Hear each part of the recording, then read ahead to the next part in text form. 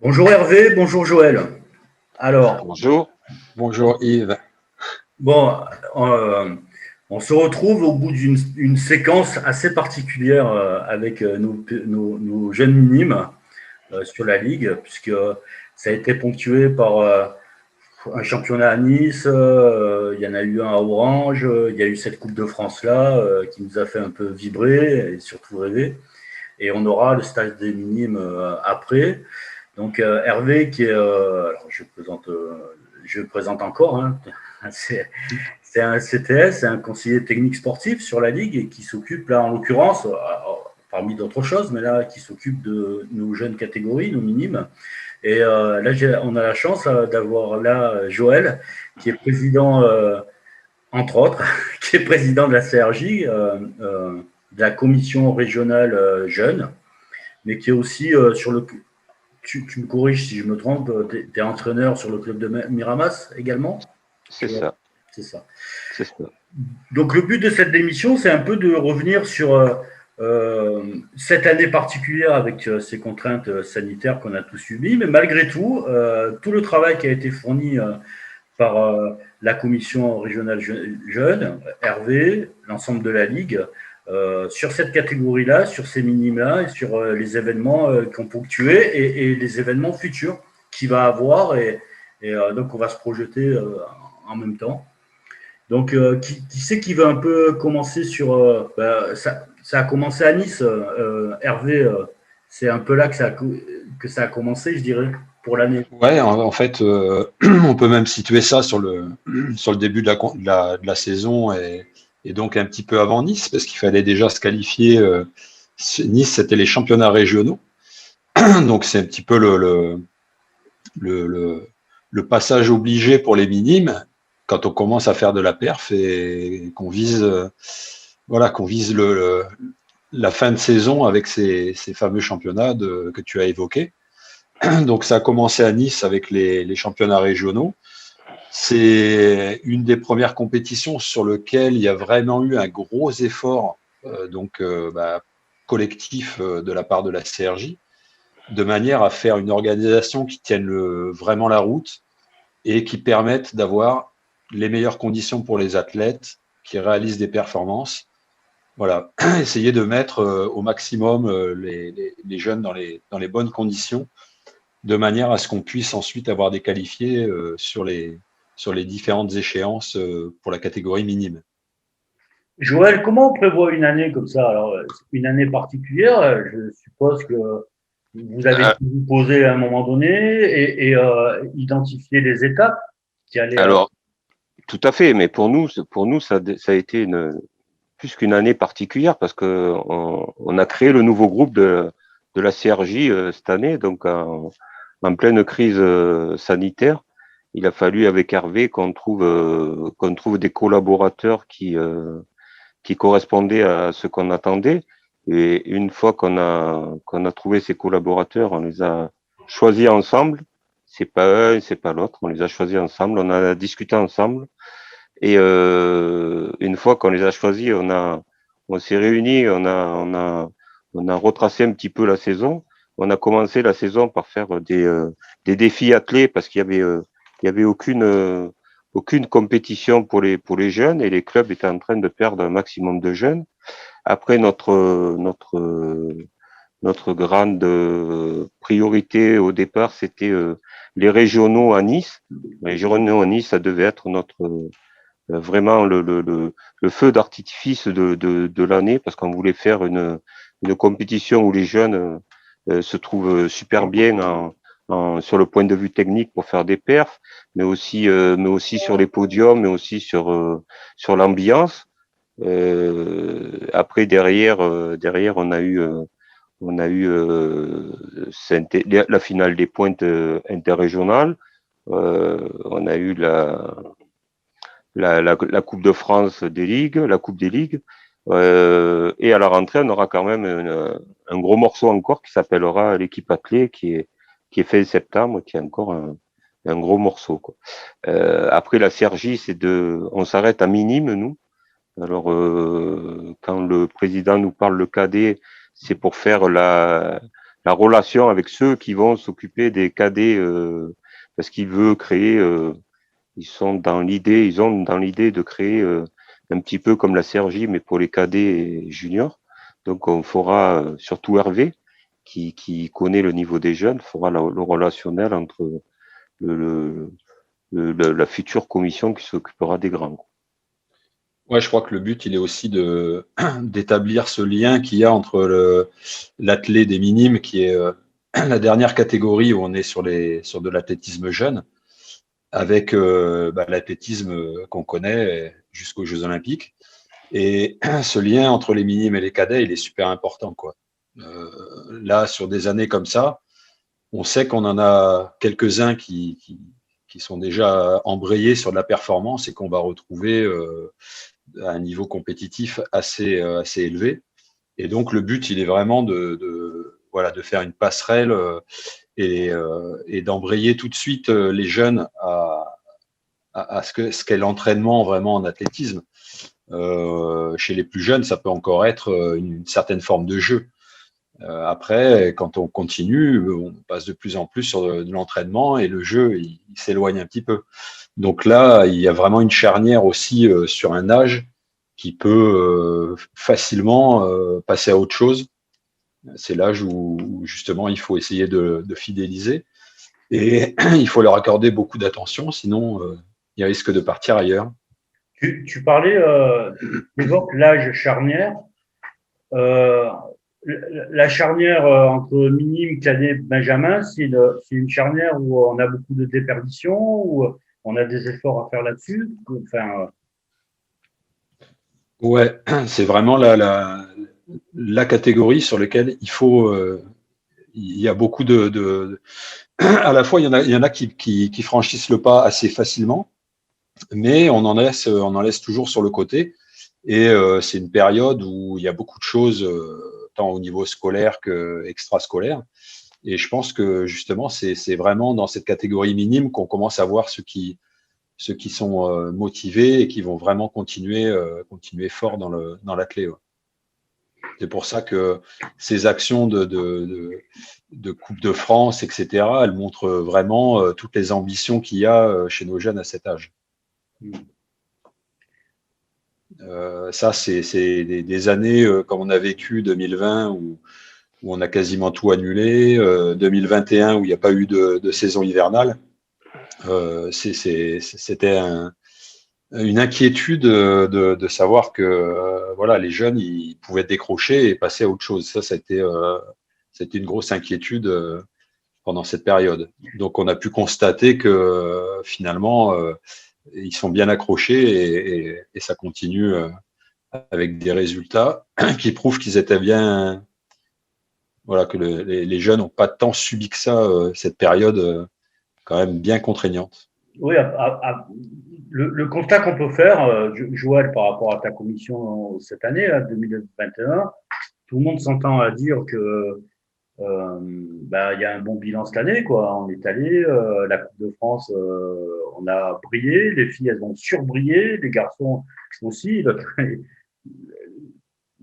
Il y a eu un petit incident à la fin sur un relais qui nous a fait dégringoler pour les garçons, mais tout le long ils se sont défendus comme des lions, quoi, hein, avec des performances très, très encourageantes.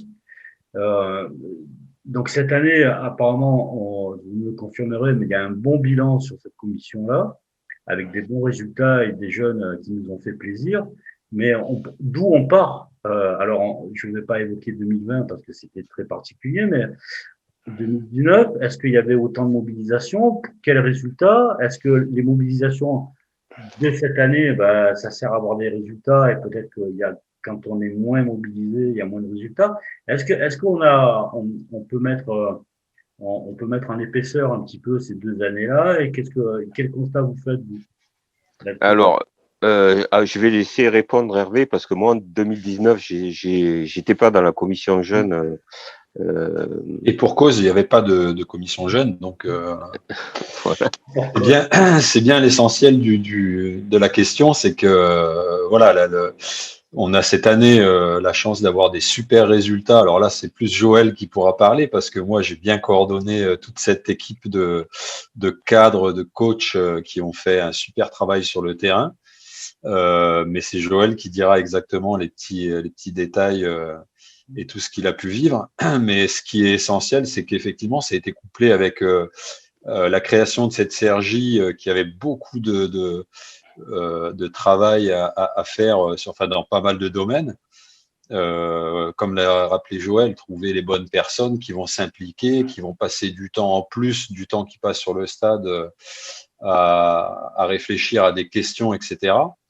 Et voilà, on sort d'une période où sans avoir cette CRJ, certaines questions pour les jeunes, elles arrivaient après le reste, quoi. Hein. Donc, on avait tendance à faire passer les plus grands, les compétitions importantes, et puis les catégories jeunes, on n'avait pas forcément l'écoute pour essayer de changer les choses, d'améliorer les choses, d'améliorer, comme on l'a évoqué tout à l'heure, le format des compétitions. Hein. Ça, c'est un des gros domaines qui restent, sur lequel on va continuer à plancher, c'est-à-dire offrir des formats de compétition qui soient vraiment attractifs, bien organisés, dans lequel on retrouve le plaisir qu'on a pu avoir sur la Coupe de France. Là, donc ça, c'est un des gros points de la CRJ. Et avant la CRJ, voilà, c'était un petit peu comme ça vient. Donc moi, mon rôle, c'était déjà de faire des actions au niveau des minimes antérieurement à une CRJ, mais beaucoup de questions sur l'organisation des compétitions, sur les formats de compétition, sur les modalités de participation, etc. Tout ça, c'était pas trop évoqué. C'était fait un petit peu au dernier moment et très peu anticipé. Donc voilà, la CRJ, elle a cette part de travail. Et puis après, ce qu'on n'a pas beaucoup évoqué pour l'instant, c'est toutes les autres catégories. Donc pour la commission jeune, c'est les minimes, mais il y a aussi les benjamins qu'on peut associer parce que benjamin minime, c'est deux catégories qui restent relativement proches et sur lequel on commence à avoir des formats de compétition qui sont qui sont un petit peu plus pour les benjamins, avoir déjà des championnats régionaux, c'est l'aboutissement. Et on voit que sur les minimes, c'est les premiers, la première catégorie sur laquelle ils ont des échéances nationales. Donc les benjamins, ils n'ont pas d'échéance nationale encore. Et puis ensuite, avant les benjamins, on a les poussins, les éveils athlés et même les baby athlés. Alors là, on parle plus forcément de l'athlétisme sur un stade, hein, évidemment, sur un format compétitif, mais ce sont aussi des catégories sur lesquelles la CRJ va se pencher pour essayer d'améliorer le lien et la prise en charge de ces jeunes depuis les toutes premières catégories. Oui, c'est vrai que c'est important. Enfin, lorsque j'étais présent sur Saint-Étienne et j'ai rencontré les athlètes, on les a interviewés un petit peu quand ils voulaient, mais je leur demandais combien ça fait de temps qu'ils faisaient de l'athlète. Généralement, il y en a plein qui ont commencé baby athlète ou poussin, quoi. Ça veut dire ce qu'on retrouve en haut du panier aujourd'hui comme minime. Alors, c'est pas systématique, hein, mais beaucoup d'entre eux ont commencé très très tôt l'athlétisme et d'où l'importance de cet accompagnement là qu'on pourrait avoir, mais dès le plus jeune âge, de les accompagner tout le long de leur parcours, quoi. Hein. Je crois que Joël, il peut nous dire l'expérience qu'il a d'entraîneur de club, il continue à être sur vraiment une casquette club assez forte et il voit bien en fait au fur et à mesure des années que c'est des athlètes qui pour certains rentrent très très tôt dans le club et là, ça c'est leur première structure vraiment forte. C'est pour ça que la CRJ elle se positionne aussi comme une aide vers les clubs parce que le premier travail il n'est pas fait pour les premières catégories, il n'est pas fait spécialement par la ligue. La première structure dans laquelle on commence quand on est éveil athlé, poussin ou même baby athlé, c'est un club, c'est des entraîneurs de club et c'est ce petit monde qui fait le premier travail qui des fois est le plus important. Le travail de base, Joël. Oui, je pense aussi. Je pense que il faut les gamins quand on les a jeunes, déjà déjà la priorité, c'est quand on les a en baby ou en EA, c'est leur faire aimer l'athlétisme. Et ça, je crois que c'est la priorité. Et quand un éducateur de 2A à la fin de l'année à ses gamins et puis qui reste en poussin et que le gamin ils adorent l'athlé et puis de temps en temps quand ils voient euh, quelqu'un d'un bon niveau, un athlète d'un bon niveau, ils sont contents d'être à côté. Je pense que l'éducateur a gagné. Et après, il y a un travail de motricité, je pense, qui est hyper important dans ces catégories-là. Et oui, les gamins qui ont fait un bon travail de motricité en EA et en poussin, eh ben, ce sont des compétiteurs en benjamin et en minime. Et alors, il y a quelques exceptions, mais souvent, les exceptions, c'est que les gamins ils viennent de la gym, de la natation, et ils ont fait aussi de la motricité quand ils étaient jeunes. Donc, oui, on le retrouve. Prendre un gamin à 14 ans ou 13 ans qui n'a pas fait de sport ou qui n'avait jamais fait de motricité, ça devient très, très, très compliqué pour l'éducateur de benjamin ou de minime. Oui, ça commence petit, ça commence tôt.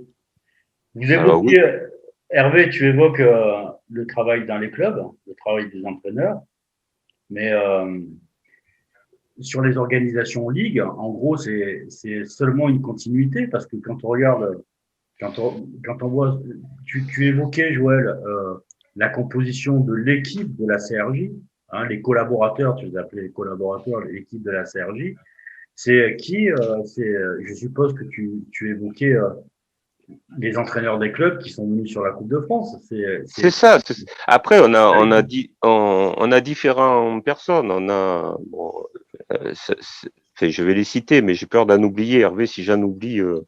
Oui, et puis c'est rappeler que dans la CRJ, alors tous n'ont pas vocation à être présents, par Entraîner. exemple, sur les compétitions. On a beaucoup de gens qui sont sur le terrain parce que c'est comme le dit Joël, c'est l'essentiel, quoi. C'est d'avoir prise sur le terrain pour savoir ce qui est important et les questions sur lesquelles il faut débattre. Mais après, on a d'autres ressources qui tiennent différents postes et qui jouent un rôle euh, à travers leur club ou à travers ce qu'ils font.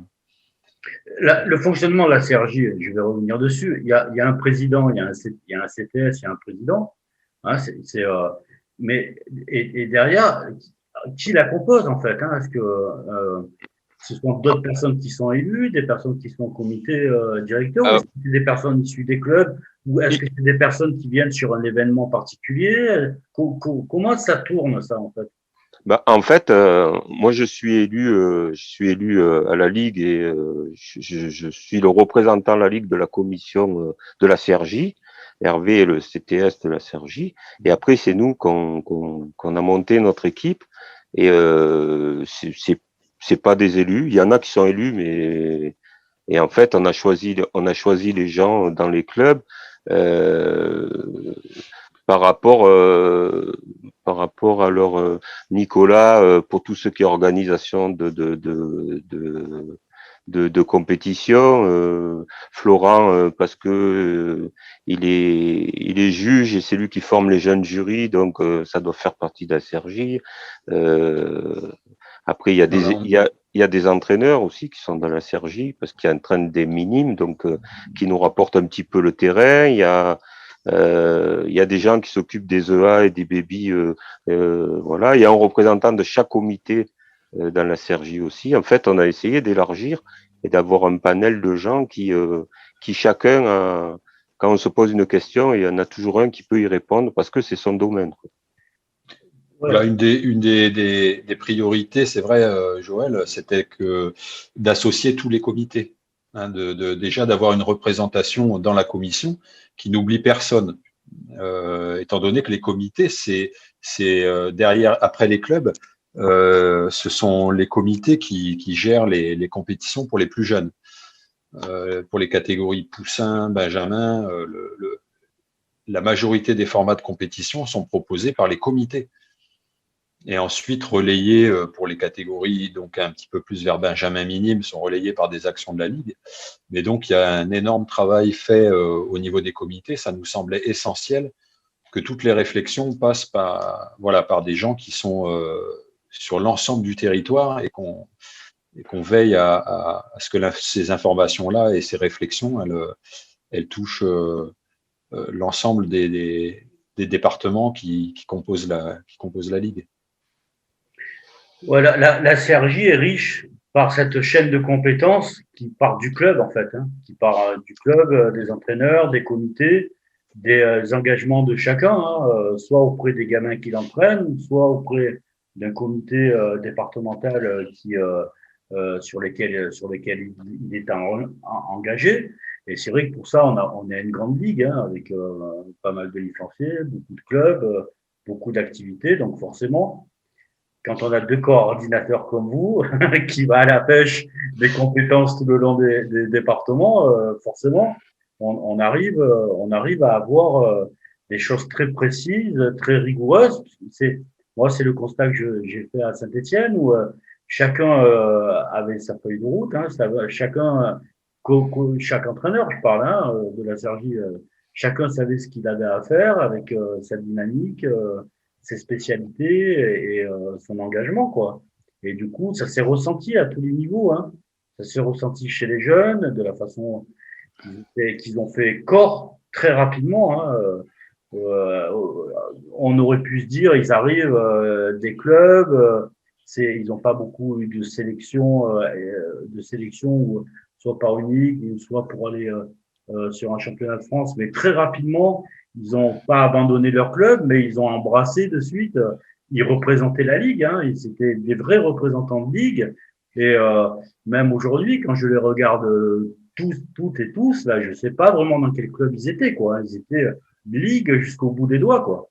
Je crois que le moment où ça passe de club à équipe PACA, c'est peut-être le moment où vous leur avez donné le t-shirt, le maillot. Ça fait comme avec l'équipe de France, quoi. C'est un premier maillot qui n'est plus le maillot de club, mais qui est quelque chose un petit peu au-dessus. Et je crois que quand ils ont choisi la taille de leur maillot et qu'ils l'ont eu, ils ont dû commencer à se dire, tiens, on est l'équipe PACA, en fait. Et ce collectif, j'ai eu Nicolas de Saint-Rémy qui m'a dit, le premier jour, c'était des groupes de clubs. Hein, les jeunes, ils sont arrivés, ils se connaissent surtout par proximité, en fait. Il m'a dit, le deuxième jour, ça a commencé à changer. Le matin du troisième jour, ils étaient équipe PACA, quoi. C'était une transformation. Ils avaient fait la mutation. Je suis plus athlète et à regarder juste ceux de mon club ou autre. Ils sont devenus équipe PACA à 100%. Il m'a dit que là, le changement avait été spectaculaire. Tu confirmes, Joël? Tout à fait, tout à fait. Et même, je dirais, le dernier jour en rentrant, quand on s'est arrêté pour une collation, en fait, c'était un groupe. Voilà, c'était un groupe. D'ailleurs, nous, on savait, si on connaissait les notes de nos clubs, on savait plus à quel club appartenait. C'était un groupe, quoi. On était arrivé grâce beaucoup aux éducateurs et à Nicolas qui a impulsé une ambiance et une envie de folie. J'ai découvert ce garçon et honnêtement, plus quoi. Apparemment, c'est un leader né. À la tête d'une équipe. Bien sûr que. Je confirme. Il y a un truc En fait, on était à côté, on avait les gradins à côté de l'Île-de-France quand on est arrivé. Et ça a rouspillé un peu entre PACA, l'Île-de-France, on les voyait. Et là, ça a contribué à faire corps parce que il y avait là d'un côté, il y avait l'Île-de-France, je sais pas ce qu'ils chantaient, mais en tous les cas, ça a créé ce corps-là, ça a créé un groupe. Du reste, on a des photos là qui le représentent bien, mais ça a été assez exceptionnel et je pense que il y a des moments où ça a basculé, et ça a basculé aussi dans des moments comme ça, quoi. cette idée de corps. Et après, sur les résultats, quand on voit ce phénomène, alors la Coupe de France, elle a une particularité, je dirais, c'est qu'il n'y a pas de classement individuel. Il y a chaque athlète s'engage pour son équipe et fait sa performance pour son équipe et pas pour lui-même. Et ça transpirait dans les interviews. Je leur disais, bah, du coup, c'est plus individuel, vous avez moins de pression, parce que vous êtes noyé dans le collectif. Ah ben pas du tout, au contraire. Parce que c'est ma performance, elle va servir dans le collectif, que ben, je vais m'arracher le plus possible pour le collectif. Et j'ai trouvé ça très intéressant dans la bouche de tous. Hein. Il y en a pas un qui faisait exception à ça. Et quand on regarde au final, je ne sais pas s'il n'y a pas plus de la moitié qui battu leur record personnel. Donc, ils se font arracher complètement, quoi. Hein. Donc, vraiment, ça, ça a été vraiment un plaisir de les suivre d'un bout à l'autre et de faire le constat que bah, ils ont vraiment tout donné, ils ont donné même ce qu'ils n'avaient pas, quoi. Ouais, je crois que ça aurait pu être un championnat individuel, un championnat de France individuel qui soit mis en place. Il faut savoir que cette Coupe de France, elle est née en 2018. Donc elle est relativement récente. Hein. Là, on n'en était qu'à la troisième 2018-2019 et donc après on a sauté à 2021. Ça fait que la troisième édition, je crois. Joël, tu me dis si je me gourre. Et ce format, en fait, c'est marrant parce que ce que tu dis, Yves, ça aurait pu être un championnat de France individuel, mais effectivement, je suis pas sûr qu'en termes de qualité des présents sur le stade et des performances, on ait eu mieux que ce format par équipe. D'une part parce que les minimes, quand ils ont répondu à l'invitation que j'avais lancée aux régionaux, je vais te dire le pourcentage, c'est 97 ou 98% de réponses positives. Peut-être les 1 ou 2 ou 3 qui sont pas venus, c'était vraiment des raisons essentielles. Mais sinon, c'est 98%, ils répondent, ils viennent. Donc, on s'aperçoit que pour eux, ils ont compris que c'était le championnat de France. Et sur l'ensemble du territoire, c'est la même chose. Il n'y a pas une ligue qui se prive de son meilleur minime, de la ligue, quoi. Ils sont absolument tous présents.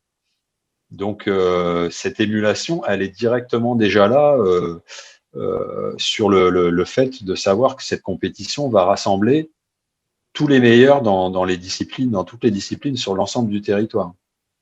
Et la deuxième chose, c'est qu'une fois sur place, effectivement, non seulement ils sont là présents, ils ont répondu tous présents quasiment, mais en plus ils battent leur record, comme tu l'as souligné, presque la moitié battent leur record.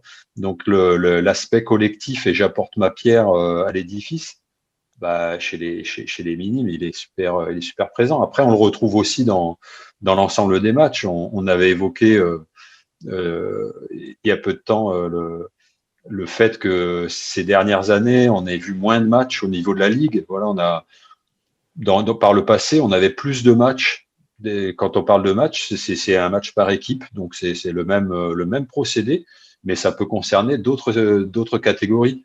On avait des matchs cadets juniors, on a même eu des matchs à certaines périodes, toutes catégories. Et voilà, c'est un échelon supplémentaire avec l'esprit collectif derrière, mais à chaque fois, on voit qu'on a des comportements et une motivation derrière qui est super intéressante, quoi. Nicolas évoquait l'esprit interclub. C'est cet esprit, on fait de la perf, c'est pas que de la perf individuelle, mais le collectif emmène vraiment une dynamique plus forte. C'est ça. Pour ce type de catégorie, d'avoir vécu cette expérience-là, qu'est-ce que ça va leur apporter vous avez une idée qu'est-ce qu'ils ont engrangé là en fait? Là, je crois que sur les résultats et sur ce qu'on a vu, ils ont engrangé essentiellement de la motivation pour revenir très très vite sur le stade et se confronter à nouveau et se retrouver avec avec toute cette bande de camarades qui s'est créée. Et je pense que ça, c'est la première chose, quoi. Hein. Chez les minimes, c'est le plaisir de se retrouver sur le stade. Il est au moins à hauteur égale avec le fait de faire des perfs et d'essayer de gagner. Je pense que les deux sont indissociables. Et l'esprit l'esprit qui a été créé par ce beau collectif à Saint-Étienne, il le montre bien, quoi. Donc derrière ça, il y a pas que ça, parce que comme tu l'as évoqué tout à l'heure, Yves, il y a aussi un peu la crème, là, les Top Guns de cette équipe. Ils vont encore avoir un stage derrière. Donc c'est un stage qui va arriver fin août et qui s'adresse à ceux qui ont réalisé des minima. Donc c'est encore un petit peu plus élevé. On ne va pas retrouver tous les minimes qui étaient présents à la coupe, mais une trentaine d'entre eux. Hein, donc ça fait et eux, une moitié, une bonne moitié, ouais. qui se retrouvent généralement dans les 10-15 premiers des bilans. Hein. Voilà, là on s'intéresse vraiment à ceux qui sur Saint-Étienne ont joué quasiment les podiums ou les premières places de leur course ou de leur concours. On revient un instant sur les modes de sélection. Alors là, en fait, ils ont fait des performances. Il y a eu ceux qui ont fait des performances lors de Nice, du championnat de Nice. Ouais, le champion régional de Nice était automatiquement qualifié. D'accord. Ensuite, les autres qui n'étaient pas présents sur Nice ont été qualifiés sur bilan, c'est ça? Voilà. Alors sur bilan, on retrouve plein de monde qui était aussi présent à Nice et qui a fait tout simplement deuxième ou des fois troisième. C'est ça. Alors quand on parle bilan, comment on obtient un bilan quand on est dans un club? Comment alors, on obtient un bilan? Dès qu'on fait une performance dans une compétition officielle, une compétition qui a lieu dans son département ou dans sa ligue, eh bien, à partir du moment où cette compétition est déclarée au calendrier, donc elle est officielle, et toute performance qui est réalisée sur cette compétition va apparaître sur les listings de la fédération. Et donc, on consulte tout simplement les listings par épreuve sur le site de la fédération et on retrouve le bilan sur tout le territoire classé par performance. D'accord. Et en fonction de la nature de la compétition, de l'organisation, parce que tout à l'heure on va parler des stages, ce stage que tu évoquais fin août, en fonction de ces organisations-là, vous filtrez, c'est un filtre, hein, à la performance, à la participation, ou est-ce que la performance est le seul cadre pour la sélection, ou il y a d'autres paramètres aussi? Ça, c'est un point justement qui était important par rapport à cette Coupe de France, puisqu'on avait finalement peu d'expérience sur le mode de sélection à faire. Hein. C'est une compétition assez nouvelle.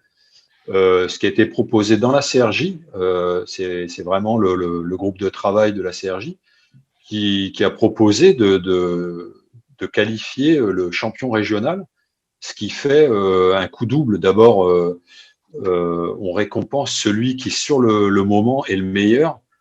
Donc, on peut avoir quelqu'un qui caracole en tête du bilan et puis qui finalement n'est pas le meilleur le jour J. Donc ça, c'est ce qu'il faut retenir de la compète. Hein. On a les Jeux qui vont attaquer dans 2 jours. On peut être en tête des bilans mondiaux. C'est pas pour ça qu'on vous remet la médaille tout de suite, la médaille olympique. On va la rejouer le jour des Jeux. Et surprise, on s'aperçoit que c'est jamais exactement ce qui était prévu. C'est pas toujours ce qui est prévu. Donc ça, il y avait cette idée de mettre très tôt l'idée que voilà, l'athlétisme, c'est aussi être bon le jour J et pas simplement avoir une performance. Mais c'est aussi un sport de perf, c'est aussi un sport de chrono, de mesure. Donc, le deuxième qualifié était lui, voilà, pour revenir quand même sur une certaine forme d'équilibre et de justice, de qualifier le premier ou deuxième au bilan, en tout cas, qui venait prendre la deuxième place. Maintenant, ça, c'est une forme de sélection tout à fait particulière par rapport à cette compétition-là. qui, on le rappelle, est vraiment une forme de compétition par équipe sous la forme d'un match, c'est très particulier. Après, le reste du temps, les qualifications aux régionaux ou aux départementaux, bon, aux départementaux, en principe, il y en a peu. Hein. On essaye de justement avoir ce premier niveau pour que tout le monde participe et tout le monde rentre dans la compétition. Après, sur les régionaux, bien souvent, c'est le bilan qui fait foi. Bilan. Voilà. C'est-à-dire que pour Nice, Nicolas de Saint-Rémy avait déjà fait une présélection en fait pour obtenir les meilleurs, avoir les meilleurs qui soient présents sur sur les régionaux. Donc c'était déjà une forme de sélection. On ne pouvait pas retrouver l'ensemble de tous les minimes. Sinon, on avait une compétition qui ferait 2 jours, pas une journée. Il y a eu Tours aussi. Moi, parce qu'il me parlait les minimes, il me parlait, on était allé à Tours, il y en a certains qui ont été, il y en a certains qui n'ont pas été. Je ne sais même plus la période, c'était quoi, fin juin, début juillet, sûrement? Ouais, c'était la semaine d'avant. Ouais, le 4 juillet, on avait à la fois la finale interrégionale, donc la finale régionale plutôt des points d'or. Des points d'or, voilà, sur Orange. Sur Orange. Et sur le même week-end se tenait la finale nationale. Et donc, c'est un format un petit peu particulier, ces points d'or, puisque c'est 3 épreuves. Hein, c'est du triathlon. Et donc, on retrouve pas forcément tous les minimes. C'est un format un peu différent. C'est vrai que sur les meilleurs en triathlon, on va peut-être avoir des jeunes qui sont encore un petit peu orientés sur les épreuves combinées ou les épreuves multiples, comme on les appelle pour ces catégories d'âge, plus que des spécialistes. Et donc, ce format de compétition, il vient vraiment compléter tout le registre qu'on attend chez les minimes, tout le registre des formats de compétition chez les minimes. Sur une ligue comme la nôtre, on a un volume de combien de minimes? Ça va être de l'ordre de 500, 600. 500, 600 minimes, hein. D'accord. Là, c'est vraiment dû à la louche et selon les années. Hein. J'ai pas les chiffres, j'ai vraiment pas ces chiffres, mais à mon avis, ça peut même être supérieur. Oui, ça peut même monter jusqu'à 700, 800 minimes, je pense. D'accord. Et on arrive à dégager une soixantaine de minimes pour jouer à une Coupe de France et qui sont sur le haut du tableau. Ça veut dire qu'il y a. Il en reste derrière. On travaille dans les clubs parce qu'on se retrouve en bout de chaîne. 500, c'est pas. Exactement. C'est pas énorme. Hein. On a 500 minimes et on a plus de 10% de ces 500 minimes qui sont sur le haut du panier et qui gagnent des coupes de France à Saint-Étienne tout en haut. Voilà, c'est pas mal. Il faut comparer quoi entre je n'ai pas le chiffre en tête, mais en Île-de-France, qui est une ligue où il y a l'Île-de-France, il y a énormément de population avec, à mon avis, une ligue, je ne sais pas combien il doit y avoir un gros paquet de minimes. Donc, voilà, il y a aussi cet effet de nombre. Ça veut dire que plus on est petit et plus il faut travailler sur la base qu'on a, quoi. Hein. Complètement. Et on voit que d'avoir rivalisé avec des ligues comme les Hauts-de-France ou la Ligue Île-de-France et même l'Aquitaine, hein, qui sont quand même des ligues encore supérieures à nous en termes de nombre de licenciés, ça montre qu'il y a de la qualité, quoi. Et ça, c'est important, effectivement. C'est les clubs et les entraîneurs, ça. Hein. C'est la première courroie, elle vient de là, quoi. Exactement. Hein. Là, on mesure la qualité de nos entraîneurs et de ce qui est fait en club. Hein. Joël, tu peux. Ah, tout à fait. Et même si on pousse l'analyse un peu plus loin, on s'aperçoit vite des clubs qui bossent bien avec les minimes. Et parce que on retrouve des 4, 5, 6, 7, 8, 9, 10 dans l'équipe. Il y en avait de certains clubs et ils en avaient une dizaine, quoi. Donc on s'aperçoit qu'il y a un gros travail de fait sur les minimes par certains clubs, quoi. Et ce qui est important aussi, c'est, je rebondis sur ce que tu dis, parce que même pour les clubs qui avaient un seul minime ou une seule minime de sélectionner dans l'équipe, c'est super important. Parce que cette minime, elle va revenir dans son club. Et quand elle va revenir, elle va se retrouver dans son groupe.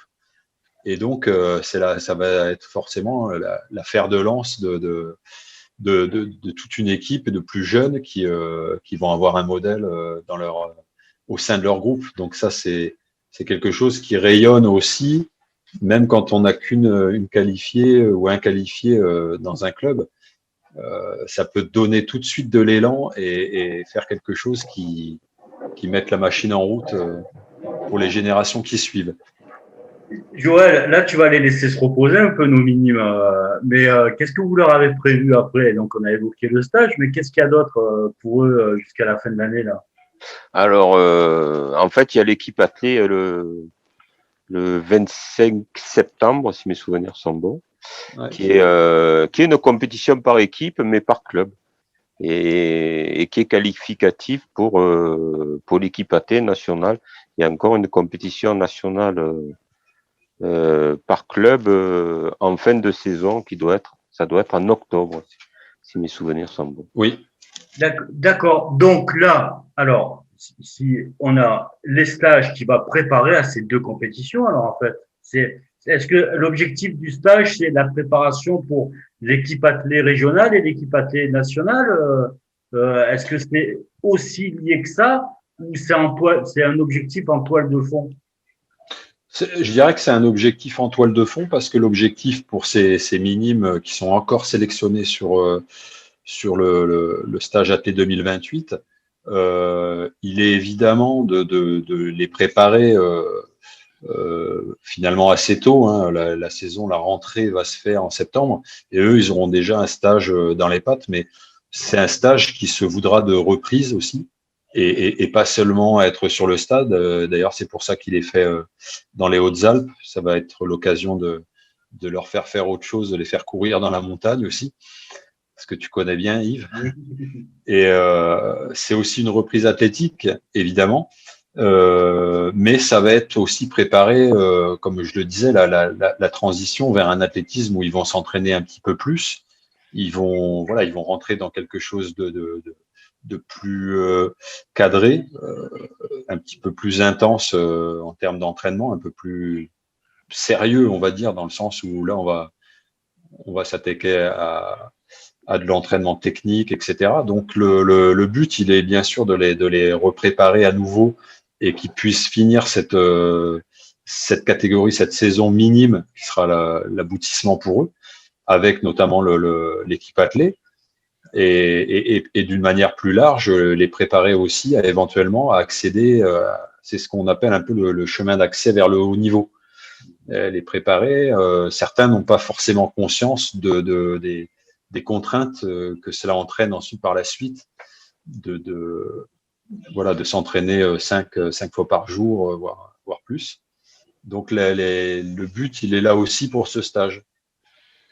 Mais bon, bien évidemment, eux, ils vont se faire plaisir. Je crois que l'équipe athlée, il est aussi sur un format qui est à la fois compétitif et qui est à la fois collectif club. Donc, c'est très bon. Joël, l'équipe athlée, il est prévu à quel endroit? On n'a pas de lieu encore. Ah, appel à projet, là. Voilà.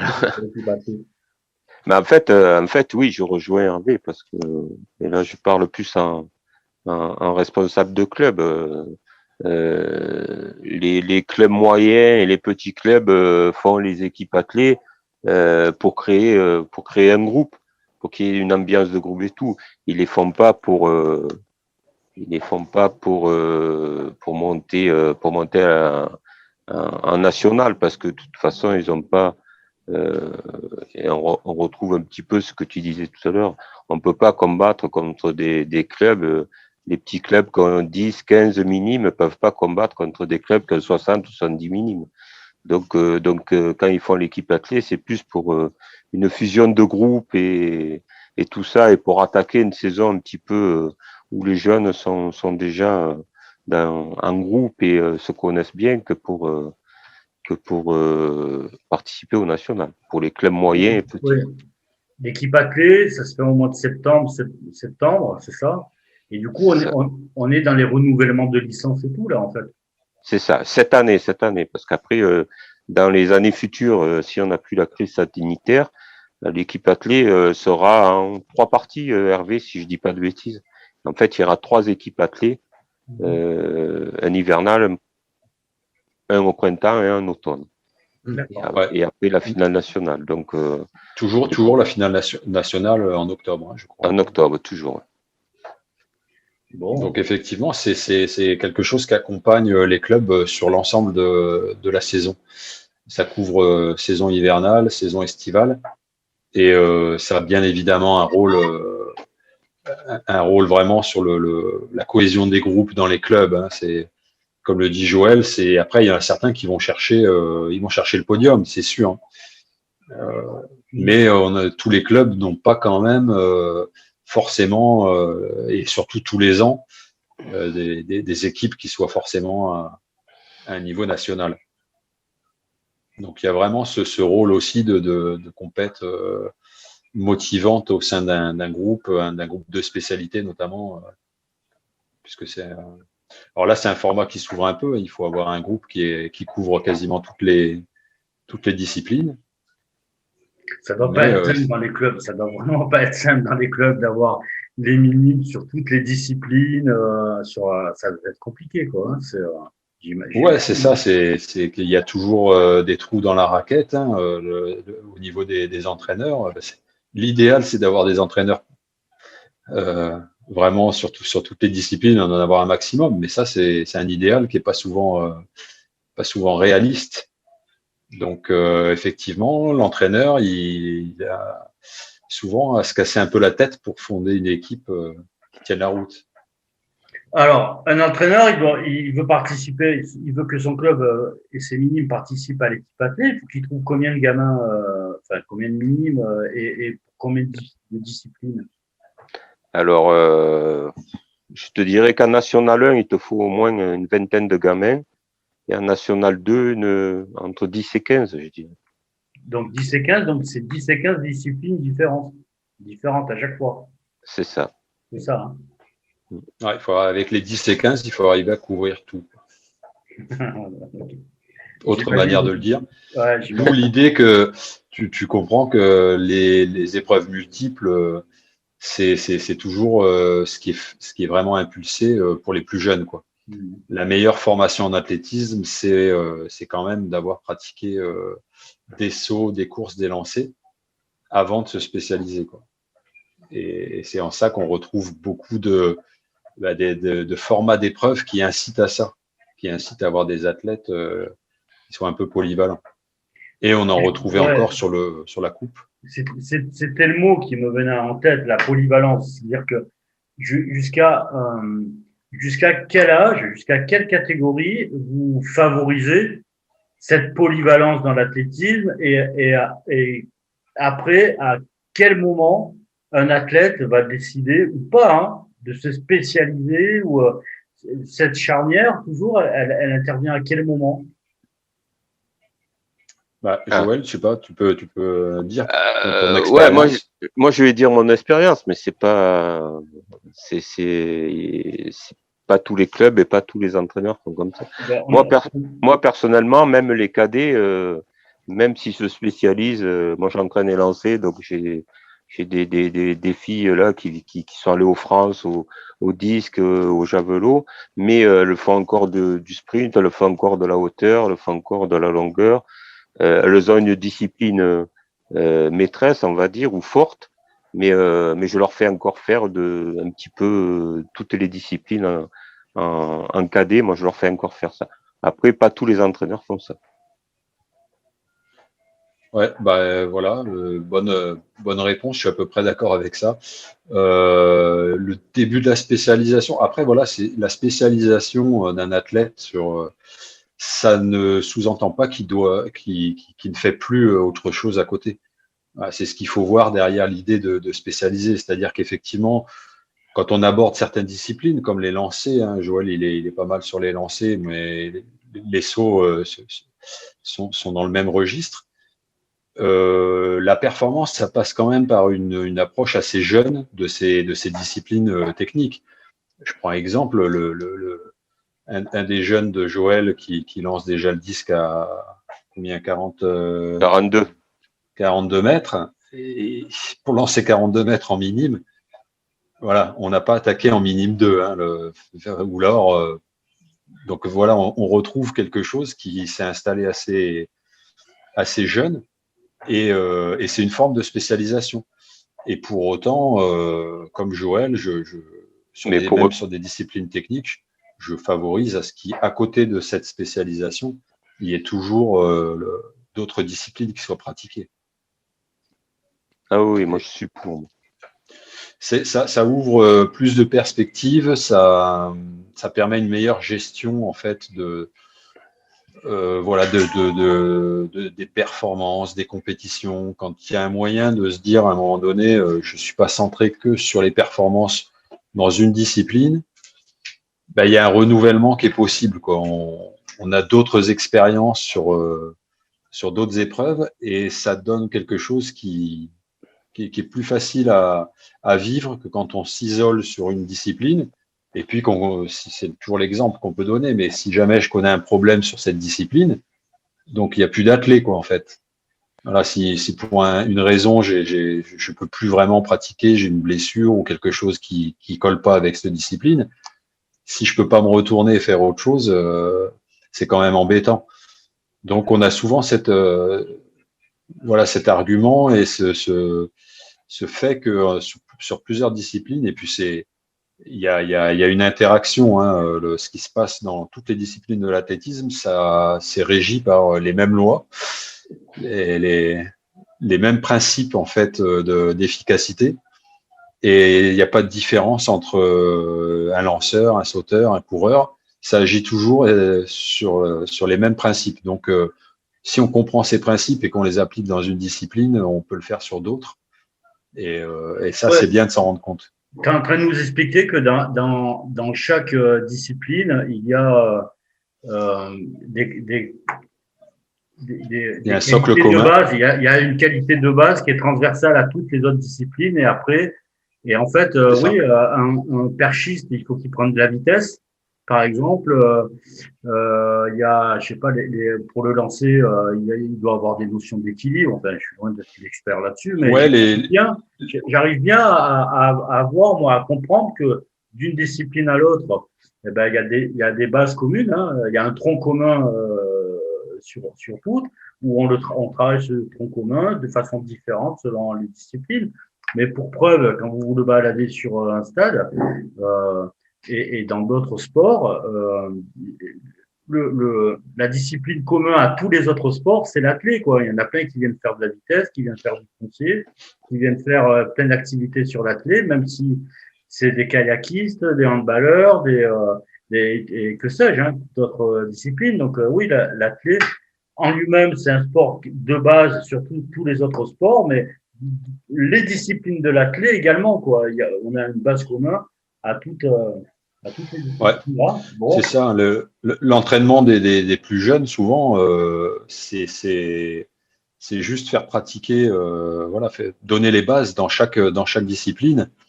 C'est redonner toujours les mêmes fondations et donc ça donne des meilleures fondations en fait, qu'on veuille devenir lanceur, sauteur ou demi-fondeur. Ces bases, elles servent toujours, quoi. Et donc, pour l'athlète des plus jeunes, l'entraînement, c'est tout simplement développer ses compétences dans toutes les disciplines.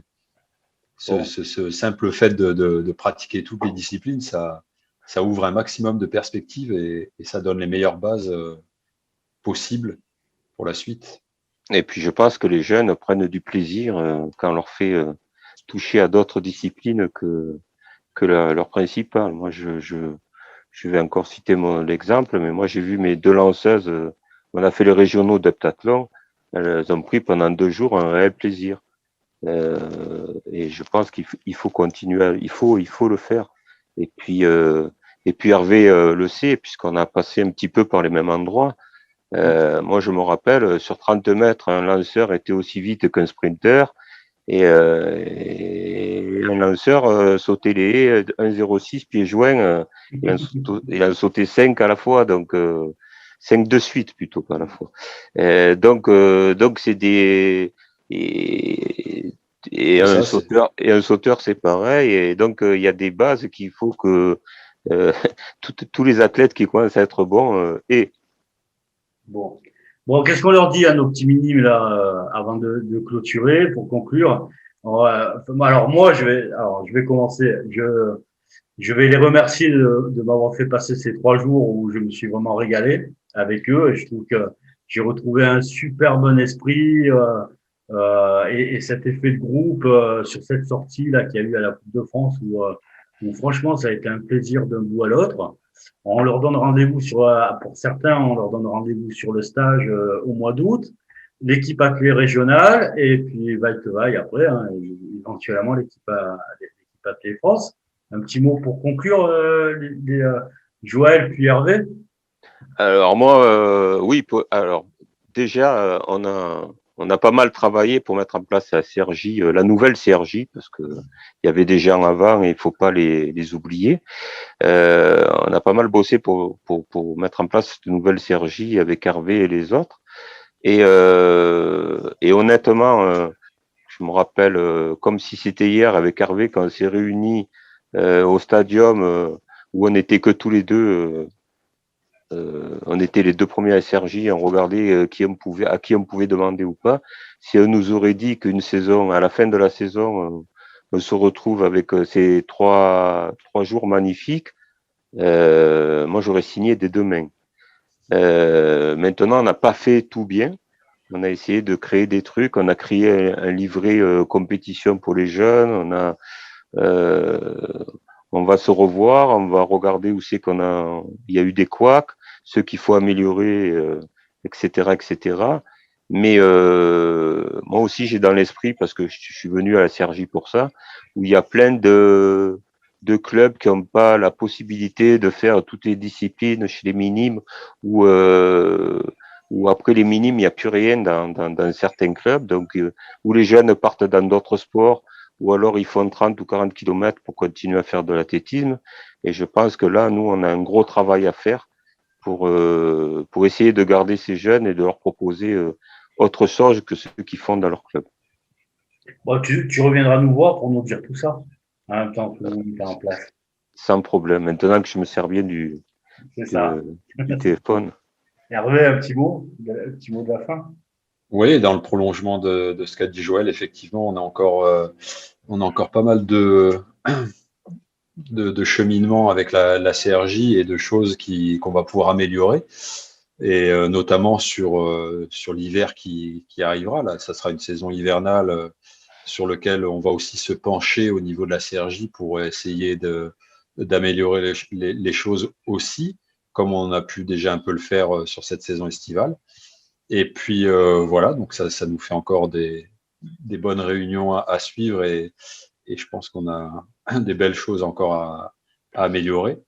Et puis là, la saison n'est pas encore finie, donc je souhaite à tous ces jeunes minimes de bien continuer sur leur lancée, parce qu'ils ont bien commencé.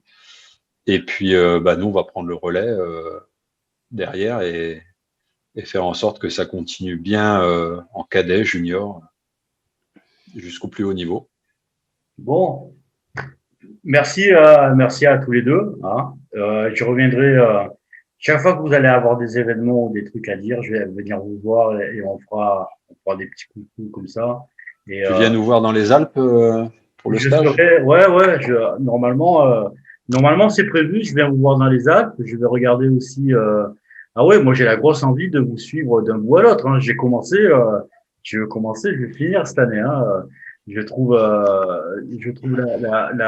le dynamisme de la CRJ et en même temps l'ensemble des acteurs, hein, parce qu'on parle des athlètes, mais tous les entraîneurs, le travail fourni par les entraîneurs et leur précision, leur organisation et leur volonté, quoi, le volontarisme qu'ils ont mis pour que tous réussissent, mais pas que la performance, hein, c'est pas que ça, mais que tout le monde s'y sente bien. Vraiment, ça mérite largement qu'on y consacre du temps et qu'on laisse avoir et qu'on montre aussi cette partie-là de la ligue qui est parfois, alors pas dans l'oubli, mais qui est un peu plus masquée. Voilà, les minimes, c'est pas quelque chose qu'on met en avant. On va peut-être plus mettre en avant des catégories un peu plus les seniors ou d'autres. Mais la genèse des seniors, elle est là, elle est dans les minimes. Hein. La genèse est là, quoi. Hein. Donc, je pense qu'il mérite qu'on s'y attarde. Et oui, effectivement, c'est prévu que je vienne vous faire un petit coucou sur le stage à Ansel. Et je vous suivrai jusqu'à la fin de l'année et puis l'année prochaine aussi, en espérant que ça fonctionne. Voilà. Super. Merci. Juste, je voulais rajouter un mot. Merci quand même à notre président de ligue qui nous a permis cette année et c'était le deal qu'on avait qui nous a permis et il est à 300% partant pour que la CRJ fonctionne et que on fasse un maximum de choses pour nos minimes et nos benjamins. Bien sûr, effectivement, évidemment, et ça, c'est bien de le rappeler, tout ça, c'est possible parce que il y a aussi des bénévoles sur les championnats, il y a aussi un président et un comité directeur parce que c'est comme ça que ça marche dans une association qui, à un moment donné, disent de mettre les moyens pour que ça puisse exister, ça puisse s'organiser. Donc oui, c'est un grand merci à l'ensemble de nos élus qui ont cru, qui mettent des moyens pour que ça se passe. Et derrière, nous, les chevilles ouvrières, j'espère qu'ils sont satisfaits et qui s'est dit ils n'ont pas tort d'avoir été dans ce sens-là parce que effectivement ça va faire du bien à notre ligue. C'est aussi prévoir sur l'avenir, c'est aussi investir sur l'avenir directement et les résultats on les constate de façon immédiate quoi. Hein. Des fois on se dit on investit, on verra dans 4-5 ans ce que ça donne. Là l'investissement ça a été cash quoi. Hein. De suite on a vu une grosse satisfaction, mais à tous les niveaux des acteurs, quoi. Donc ça, c'est bien comme investissement et ça augure de très bonnes choses à l'avenir là-dessus, de continuer dans cette voie-là, quoi. Donc merci à l'ensemble du comité des directeurs et notamment de Jean-François Rouillet là-dessus, quoi. Ça c'est clair. À bientôt. À bientôt. Allez, merci.